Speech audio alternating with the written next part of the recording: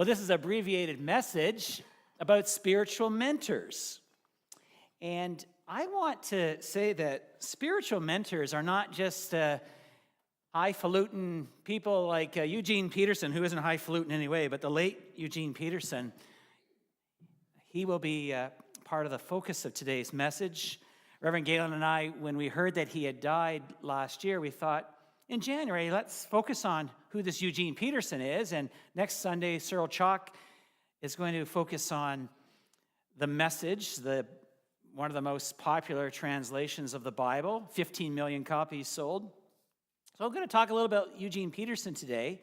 But I want to say, first of all, spiritual mentors are people that in our lives, their relationships, they impact us every day. I hear it, from a daughter that teaches now that her students are spiritual mentors. They teach her about what teaching's all about. I had a fun time yesterday. My son said last minute, "Can I go bowling?" I almost fell over. There's some church people going bowling. My son wanted to go. I thought, this is pretty odd.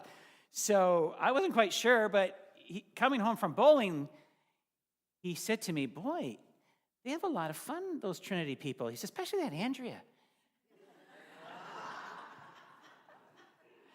And you're a little competitive, too. She threw the first bowl yesterday, and she got a strike. Should we make the announcement now that we're joining a league? And John By said he hadn't bowled since he couldn't remember, and he knocked a few down as well, pretty well. So I realized that my son said, you have some fun people at Trinity. And then I reminded him, I said, you said it's been one of your best starts to a semester of all your 4 years. And I said, interesting, you described to me course by course, but one professor said it this way, and it's all about relationship. This is what the professor said. It's a biology statistics course. And the prof got up there and said, "I'm a biologist first. I barely got through statistics in university, so don't sweat it. You need statistics to prove the scientific work we're going to be looking at." But he said, "Don't sweat statistics." He then looked to the class and said, 200 students, "This is very dry stuff." And then the professor said, "I make one promise to you. I will bring a joke to every class, so you at least leave here with one smile on your face." So to those who love stats, God bless you, but Scott's not a statistician. He's a biologist at heart. But I said right away, "Your professor, you want to go to that class now," because he realized this is about a relationship. And that is really what life is about. Wine, bread, water. We have a God that wants to have a relationship with us, and a God that wants us to see that the divine Spirit is in each and every human being. So let me introduce you to a little bit about Eugene Peterson. His latest book, The Pastor, is kind of on the top shelf of many ministers across North America and the world, for that matter. He was a Montana boy, and he's retired before he died in Glacier National Park. And he has loved the Montana great sky and the great country, but a lot of his ministry happened in the Presbyterian Church back east.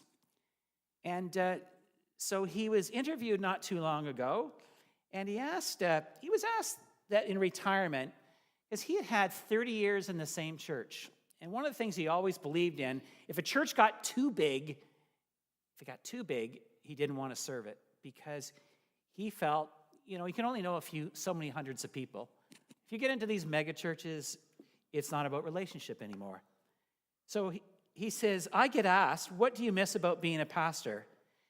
Eugene Peterson says, "I miss the intimacy, the incredible gift of intimacy. You go through death with somebody, you share with families, and that intimacy, there's just nothing comparable."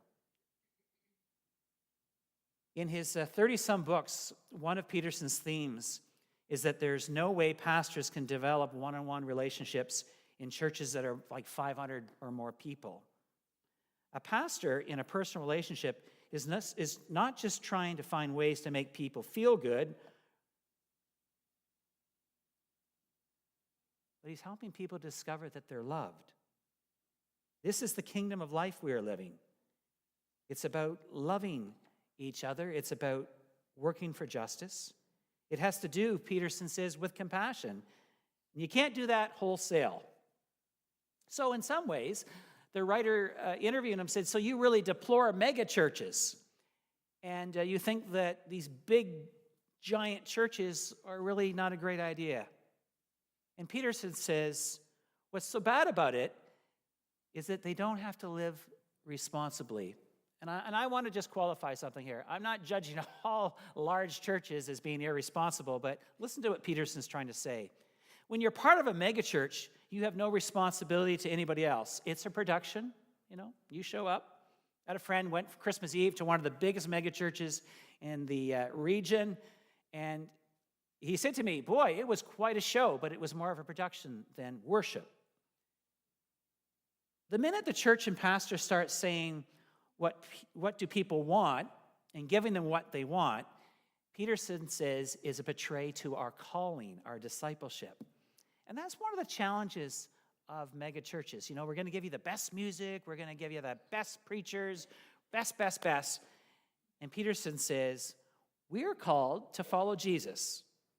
We are called to be a people to learn how to forgive each other, even our enemies. We are called to show people that there is a way of life which has meaning beyond their salary, beyond how good you look. One of the biggest issues that Peterson had with the churches of today is this whole prosperity culture. The sense that if I'm spiritual, God will bless me with lots of money and material things. And prosperity gospel is probably the thing he has the most issue with, and I agree with them. Peterson says, believe it or not, this American culture is so built upon greed and success that you can even have a virtual baptism now. These are pastors who do virtual baptisms. You get in your bathtub at home, and they will baptize you for only so much money, of course. And they'll do it from a long distance. He goes as far as to say this. Eugene Peterson says, my American culture is probably the least Christian culture because it's so materialistic and it's so full of lies. The whole advertising world, he says, is just full of so many lies.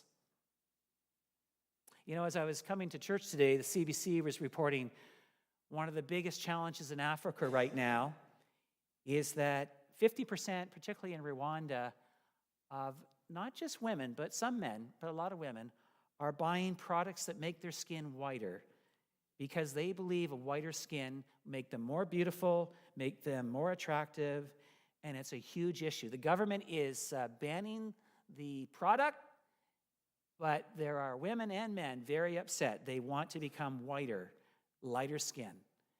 What a horrible marketing system that has been created in this world to think there's a certain perfect look.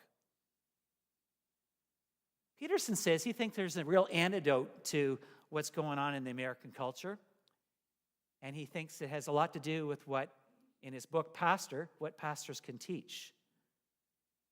He actually goes as far as to say mainline churches like Presbyterians and United and Catholic, mainline churches, they actually, in his estimation, he got criticized for this, are holding the fabric of faith together. They're not being pulled along to all this prosperity and the extreme culture of success. So in his retirement, Peterson has really come to believe that in his journey of life, watching people grow and change and become more aware that they are a child of God has been one of the most blessed gifts of his life.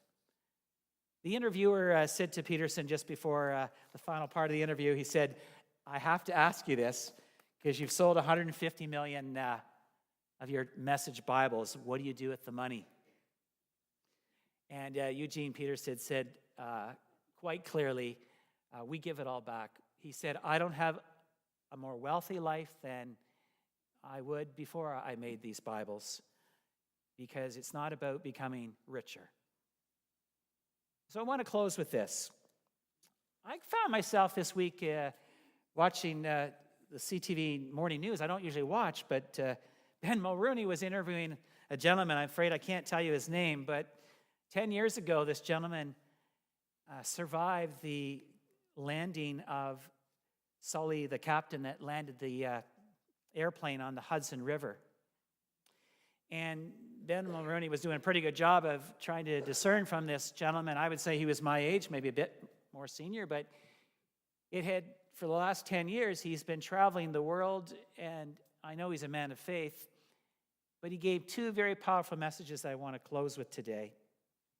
He said that when you just have a few seconds wondering and you believe that you're going to die, the thing that's very clear is that your entire life you reflect very quickly on your life and what it's been and what it's about.